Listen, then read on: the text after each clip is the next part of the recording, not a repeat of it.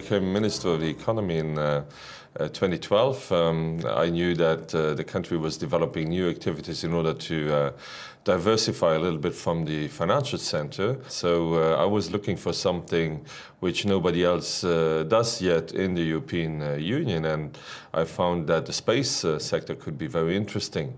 Actually, you know, when I'm talking about new space activities, it's more space exploitation than space exploration. I got down here from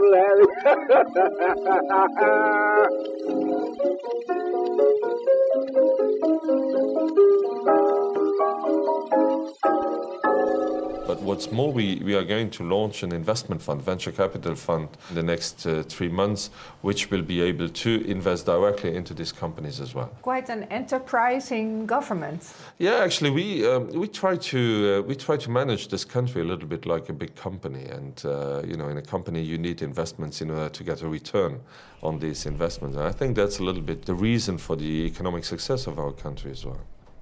Who owns space? Yeah, actually, the United Nations Treaty says that space belongs to humankind. But, you know, if you bring stuff down to Earth and it belongs to everybody, that's not really a good business model. So when we put in place our legal framework, we made a parallel to the United Nations Treaty on the oceans. Where the oceans, no country has the right to possess the oceans. But you can go there, you can fish, and you can commercialize your fish. And that's exactly what we did for space. But can Luxembourg decide that on its own? Well, the United States did as well, and nobody complained. And they did it in 2015.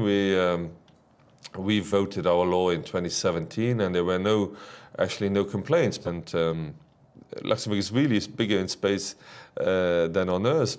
Isn't it funny that it's one of the biggest countries in the world and one of the smallest countries in the world, USA and Luxembourg, that have a legal framework for exploiting space?